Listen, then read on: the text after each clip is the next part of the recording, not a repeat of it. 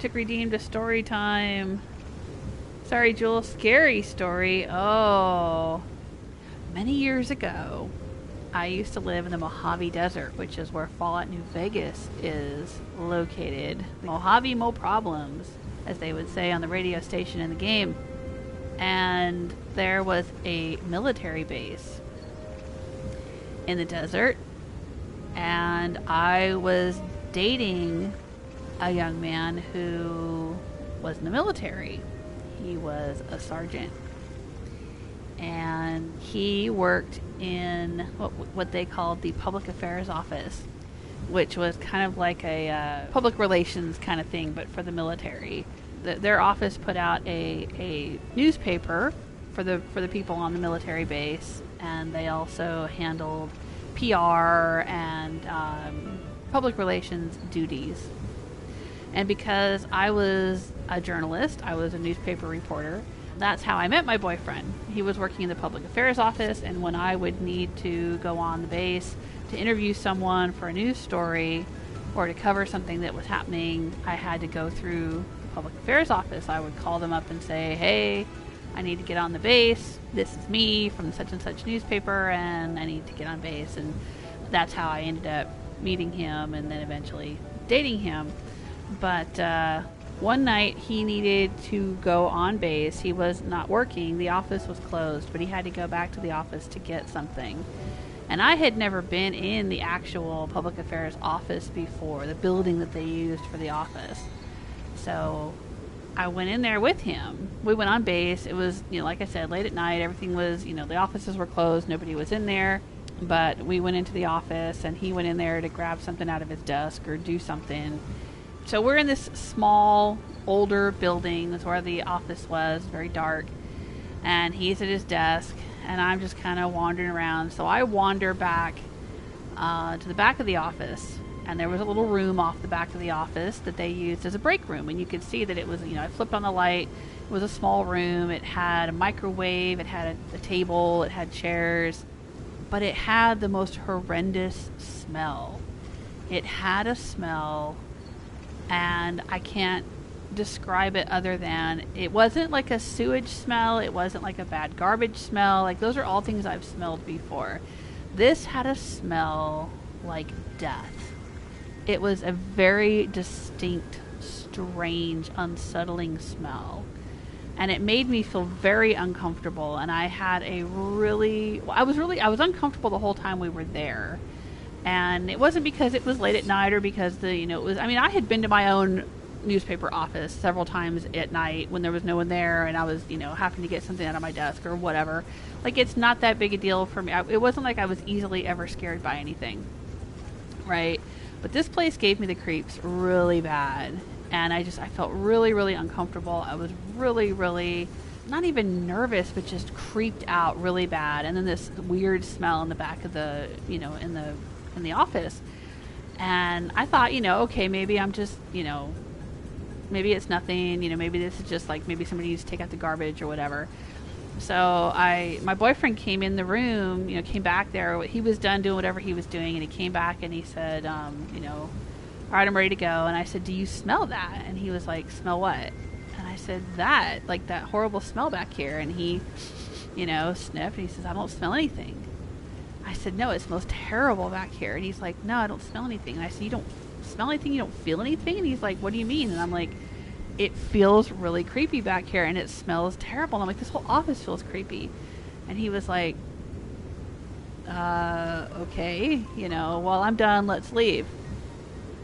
So we left, and then I was fine. I was like, okay, we left. I'm fine. Everything's fine. Well, I didn't think much more about it, but apparently it bothered my boyfriend.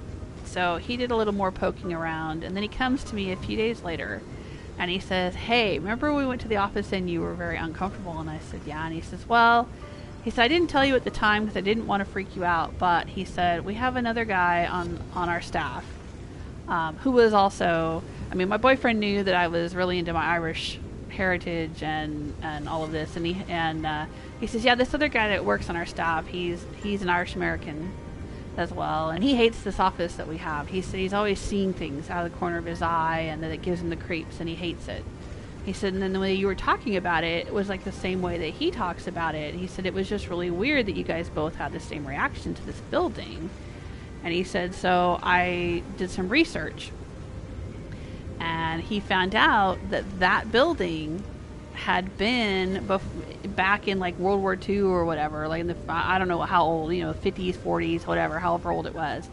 It had been a small medical center for what was then at the time a much smaller military base. I mean, in modern times, it had its own hospital that they had built, and they used that, and it was a much larger base, and it had its own hospital and everything. But he said, yeah, the offices that we're in, the little building that we're in, used to be the medical center.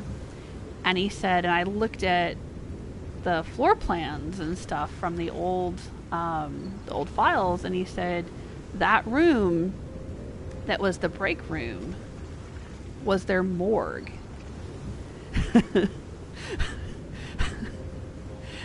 And I was like, oh my God, are you kidding me? And he was like, no, that used to be the morgue. And I said, and you guys don't smell anything or feel anything when you're in that room? And he was like, no, nobody but you and this other guy. And I was like, okay. And that just creeped me out. I mean, it's not really like super scary of a story, but it really creeped me out. Being there in that building and then finding out a few days later that it had been a medical center, and that particular spot had been the morgue. And that he had a coworker who also felt weird things and even like saw stuff out the corner of his eye or whatever. Like, just, yeah. That building was definitely haunted in some way. Yeah, creepy smells. Creepy smells. Well, I used to have a really, really sensitive nose, like almost dog sensitive, up until I had my surgery a few years ago. And that kind of killed my sense of smell, which was really devastating to me because, yeah, it wasn't the first time. I mean, I was used to being able to smell things other people couldn't.